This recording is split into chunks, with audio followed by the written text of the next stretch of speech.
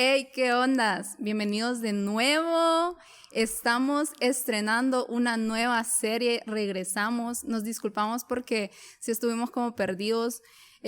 unas semanitas, pero venimos con todo, con esta nueva serie que hemos preparado que esperamos que pueda de verdad edificar tu vida y que pueda hacerte regresar a ese primer amor con Jesús, así como cada uno de nosotros, los del team, hemos experimentado. Y les voy a dar la noticia de cómo se llama esta nueva serie, aunque fijo, como si ya viste el título de este video, de este podcast, vas a saber, pero igual, déjame dártelo,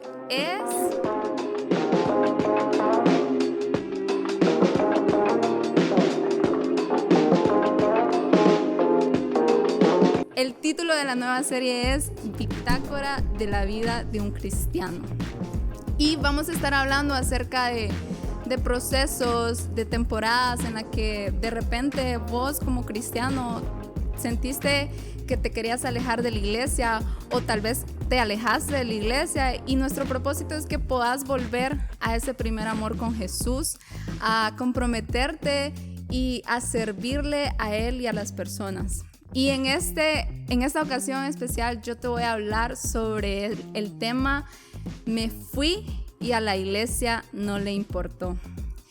Y mira, no importa la razón por la que vos te hayas ido de la iglesia, no importa si de repente fue porque tomaste una decisión incorrecta o porque las circunstancias así lo permitieron, o tal vez porque Dios te movió de la iglesia en la que estuviste por un propósito y por un llamado específico,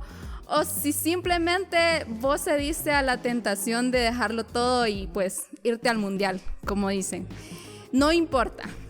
Si vos alguna vez te fuiste a la iglesia y sentiste que a nadie le importó, entonces este podcast es para vos. Así que te pido que te quedes hasta el final y que puedas permitir escuchar lo que Jesús quiere hablar a tu vida. Y de experiencia propia, te voy a contar y te voy a decir, te voy a compartir estas resoluciones que yo aprendí cuando me fui y sentí que a la iglesia no le importó.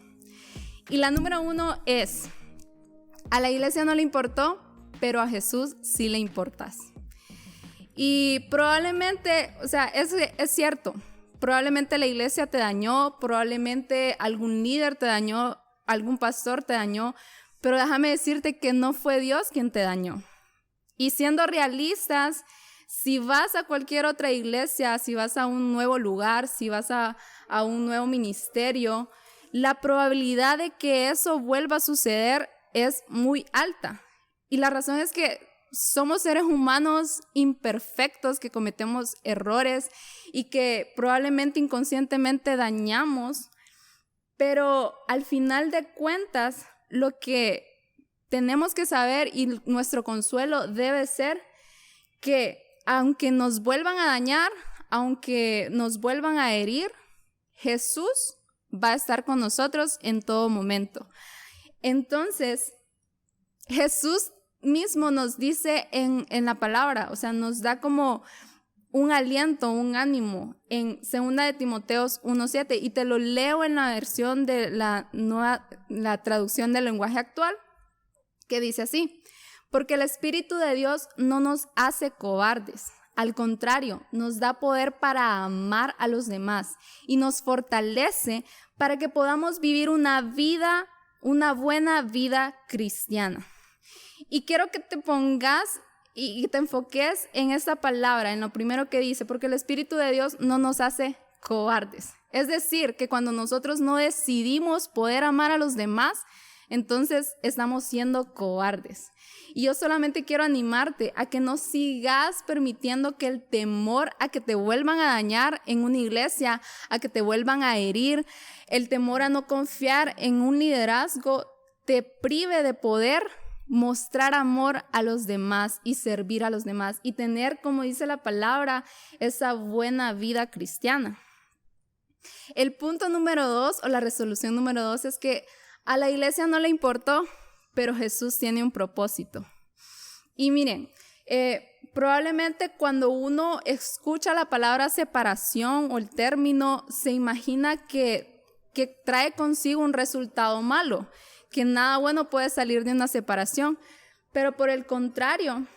una separación o un desprendimiento es un proceso doloroso e incómodo, claro que sí, pero no tiene que ser algo malo. De hecho, en la Biblia podemos encontrar muchos ejemplos de relaciones entre hombres que se separaron y que de no haber sucedido de esa manera, probablemente el ministerio de Jesús no se habría esparcido tanto y tan rápidamente como lo hizo. Y uno de estos ejemplos es Pablo y Bernabé. Y probablemente has escuchado, si has sido parte de la iglesia, has escuchado mucho de Pablo y tal vez muy poco de Bernabé, pero déjame contarte una historia en el libro de los Hechos, específicamente en el versículo 15, en el capítulo 15, el versículo 36 al 41, en donde relata cómo Pablo y Bernabé habían sido compañeros de ministerio